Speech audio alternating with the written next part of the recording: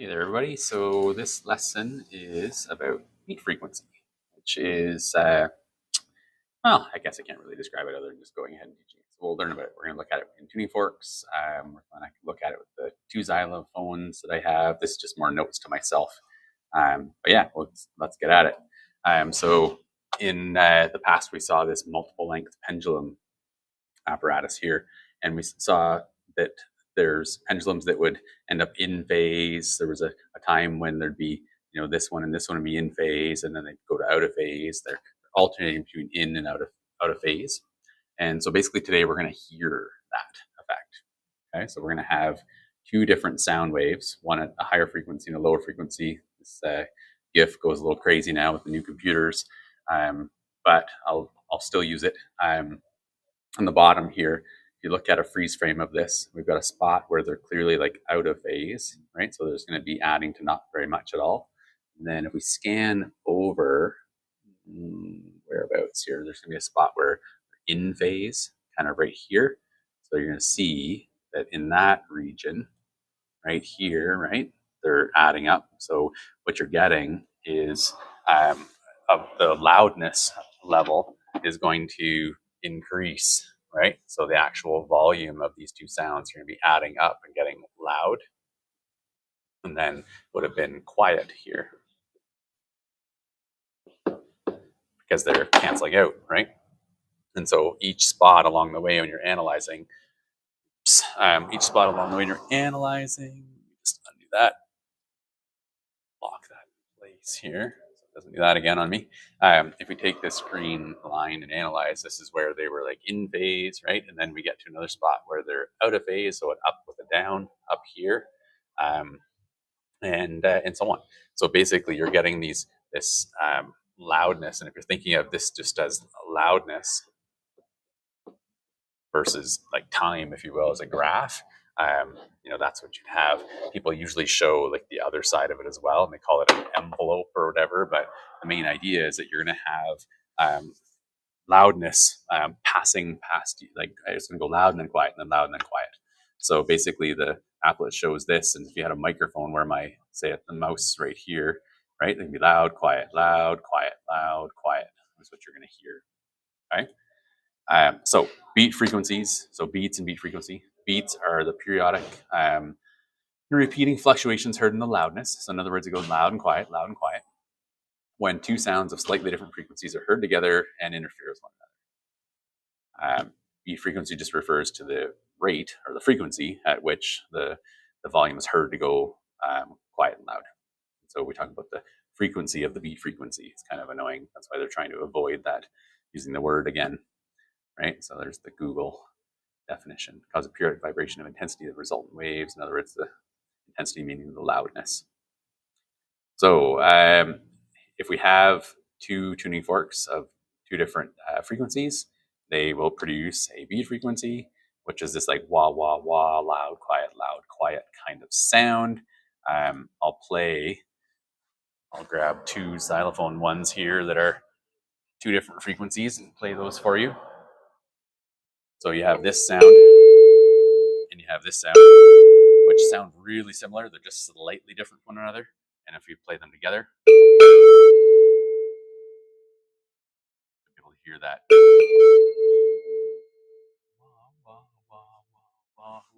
sound, like it's alternating intensity of loud and quiet. All right, so same. This is the same thing, two different frequencies, and that red and blue combines the green and so on. So it's just redundant. Okay, same stuff. Same thing.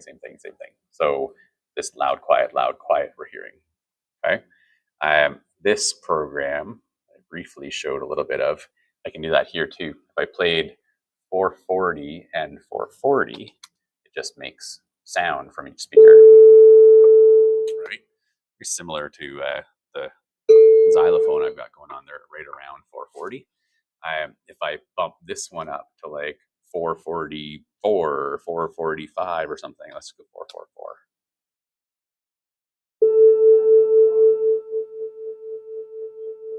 So that wah, wah, wah sound you're hearing is faster than this one. It's like more like wah, wah, wah, wah. right? And so we can start investigating the different frequencies, whatever. What happens when you have these frequencies playing? Okay, and so it turns out if you investigate this, that the beat frequency, the frequency of those beats, is all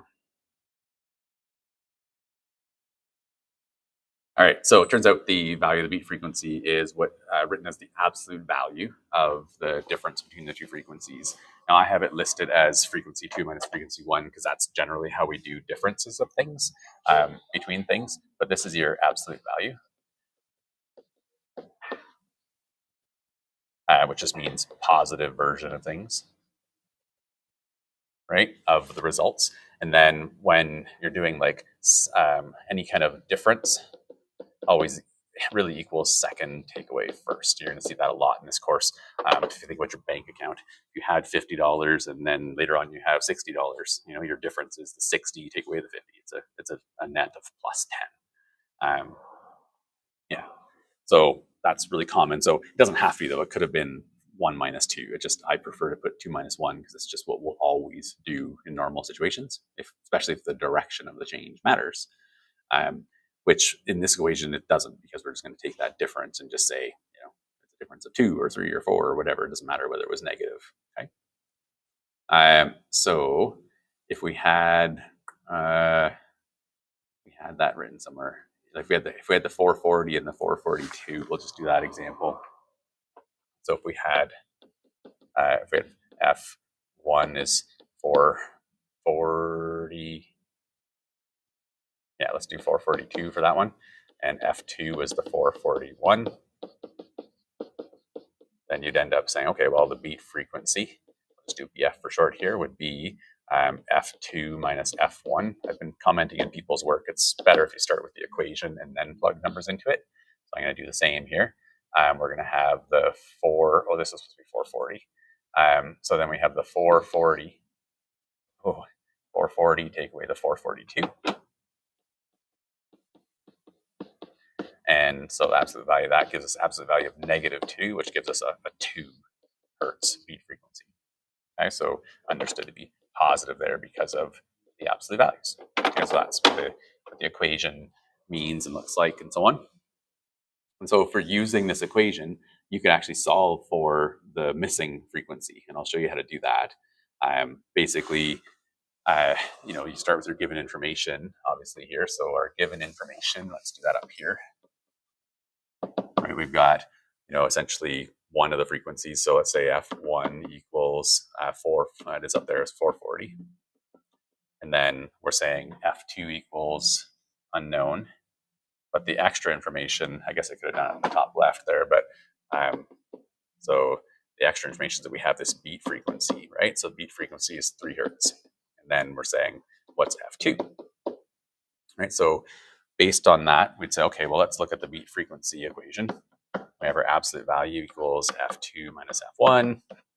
And we're going to look at the positive case and the negative case of this. So in other words, if that difference was positive or if that difference was negative. So basically, we're just looking at this and saying for the positive case, we're saying F2 minus F1 was equal to +3. And in this case, we're saying F2 minus F1 was equal to -3. Okay? The actual definition for an absolute value function, there is one where it's like basically we have absolute value of x equals -x if it's a positive number, and absolute value of x equals +x if this was a negative number. So this was like if x is less than 0, and if x was greater than 0. And equal to 0, I suppose, in that case. Don't worry about that, though. That's the mathematical definition. It seems backwards, but if you think about it, you put in a -3 there, you're going to get a positive answer in the end, and that positive answer comes from doing negative of -3. In case you're wondering how that definition looks the way it is. But basically, we're working with this in just a physics way where we don't have to be as official, and we're just going to say, well, there's the positive case and the negative case, because we know this thing could be positive or negative. So then we can just solve it out, because we're going to have F2 minus 440 equals +3. And then we'll have, just group that stuff together, moving around here a bit. Move it out of the way. So we have, in this case, the F2 minus the 440 equals -3. And so when we solve, we're going to add, in this case, 440 to both sides and end up with the second frequency could be 443. And we can add in this, oh, sorry, that one's 437. They can't be both the same, so I was noticing my mistake there. So 437 hertz, and this one would have been the 443, right? Just by adding 440 to both sides on that one to get rid of that, or to undo that subtract, right? Just using normal math solving steps. So what it's basically showing is that the other frequency could have been above or below. So i.e., the other frequency is above or below by 3, right? So i.e. above or below by 3 hertz. So it just should make sense. Obviously, beat frequency is just the difference between them. The other frequency could have been above or below. So if you hear a beat frequency, you know that the other frequency is either above or below by the amount. All right. So next thing here, the xylophone things that I was using to play a beat frequency a couple minutes ago are listed on them as 441 and 440. And it's kind of driven me a bit crazy over the years because I would use this in class and we'd measure the beat frequency and see what we get. And it was never 1 hertz. When we was playing it, it was like, whoa, that's not one per second, right? So if we measure the beat frequency of this, well, you can, I don't know what I'm covering up there. If we measure the beat frequency, we're looking for a measurement, right? We're looking for frequency equals number per time. So we're going to do this because it's a good review of stuff we've done in the course already. So we just have to measure values and see what we get, right? And so the beat frequency should actually be what value, essentially, here. Okay, so we're going to measure, let's measure the time for 10 beats. And I'll you can do it too. I'm going to walk you through the idea of the measurement here because it's a little bit tricky. So let me get my stopwatch going here. Stopwatch. All right. So with those going, it's a little hard to, because it's fast, right? So I'm going to try it here. Where I'm going to say, okay. So let's start 1, 2, 3, 4, 5, 6, 7, 8, 9, 10. So it's about 443. I waited long enough there that it was really fading away, but I kept going with that same frequency. So about 443 or so for that one. Do a bunch of trials. Let's reset. Start 1, 2, 3, 4, 5, 6, 7, 8, 9, 10. So that one's like 4.02. Start 1, 2, 3, 4, 5, 6, 7, 8, 9, 10. So that one's about 4.303. Like, so it's around 4 or so seconds. Okay, that's what I'm getting for that. So we're getting 10 cycles in about 4 seconds. And then I do the division, right? I do the 4 divided by 10, and it goes in 2 in a little bit, right? What's that number here? 10 divided by 4 gives us 2.5. Okay, so 2.5 hertz. So the beat frequency, is 2.5 hertz. And, really the difference, the actual frequencies should be about 2.5 hertz apart from each other, right? And so we have this technology now that I didn't have before that I could use for this. So let's do this on the fly here. Let's load up the ASCO thing and get it going. And so we're going to look at the frequencies of each of these. Okay, so this is the fast Fourier transform going on here. So one of them is about, what's that? About 409, would you say? Yeah, a little more than 409. So 409 point something. And then the other one looks like about 407-ish. It's like halfway, not quite halfway between.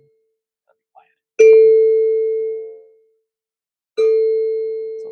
406.5, could be 406.5-ish and 409-ish, right? So then we take 409-ish and subtract 406.5-ish, and we get 2.5. Like it's working, right? So just the frequencies aren't what they're supposed to be, but it's agreeing with, like, not what they're labeled, right? But it's agreeing. All of our rest of our measurements are working nicely with this. So it's just an example of how you can use your knowledge to figure out what's going on here. So let me do a screenshot of that thing to remind you what it did. I can actually do both at once. If hit the monitor, that would help.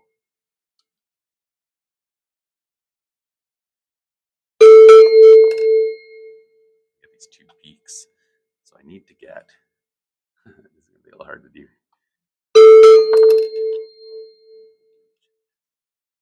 There we go. So I have the screen frozen, and I can do a screen capture of that and just show, like, basically we measured 409-ish and 406.5. Needed extra hands to do that. Oops, gluten-free apparently. I do Control V for paste, and I did Shift by accident and missed. And anyways, yeah. So the frequencies are, let's just say it was, the 406.5 and the 409. Obviously, I tried to zoom in on these, but it doesn't behave well when I zoom in too much. So, you look at that, and then you're like, okay, well then beat frequency then is the absolute value of the 409, take away the 406.5, and 406.5, and we get the 2.5.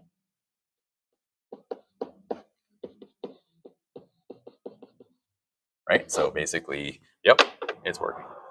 So I'm going to relabel these as like 409 and 406.5, and that's what they really are. So I've talked about in the past classes in the past I've always talked about this, like a musician listens for beat frequency, so on, and then I show a guitar. So I just had to do a little video here for it. So here we go. This is opening. All right, here's a quick little video to show beat frequencies. So I've got these two strings tuned to be about the same frequency. I'm going to make the bottom, this higher one go to a higher frequency.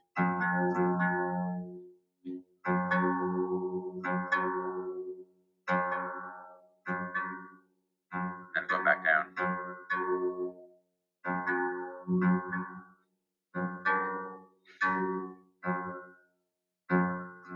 So hopefully you're hearing that whoa, whoa, whoa, whoa kind of sound, and it goes faster when I'm further apart of frequencies, and slower the closer they get together, and eventually it disappears. So that wah, wah, wah kind of sound you hear, if you get that to go really slow, then they're close to the same tone.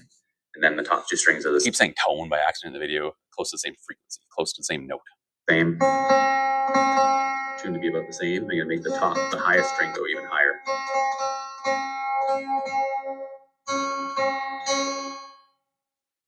So you hear that kind of like vibration in volume there. Hear that? Now bring it back down.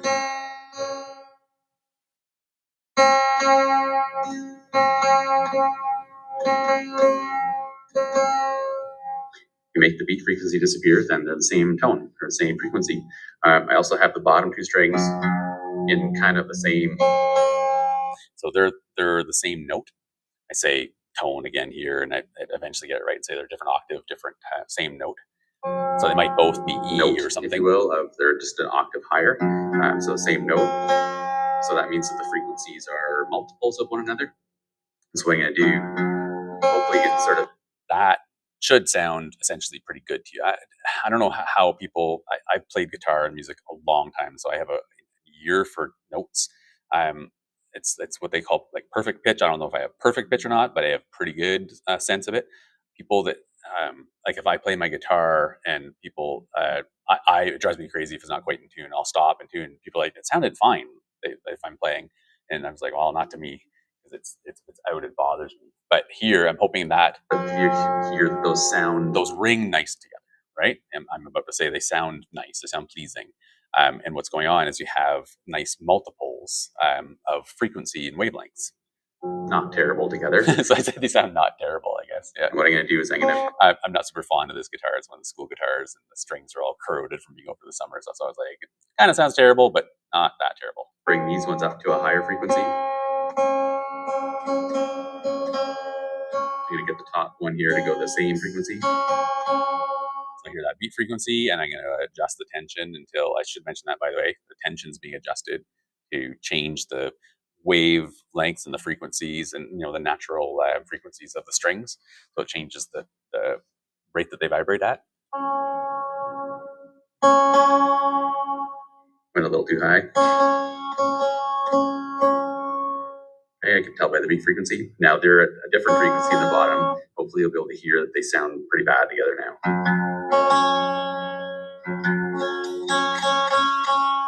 Just sounds out of tune. It sounds terrible, right? And that's because that's really dissonance. Okay, when they're not multiples of one another now, and so it's not they're not supporting each other's fundamental frequency and so on.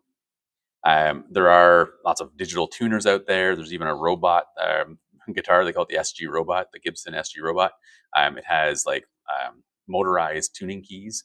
So you program it to tune the standard tuning and just, you know, strum it, and it just adjusts all of the strings. So I'm imagining that in there it might be looking for beat frequencies. It might adjust the tone, adjust the tension until the beat frequency disappears, or however it works. But, you know, certainly picture having maybe some kind of sensor in there to do with that.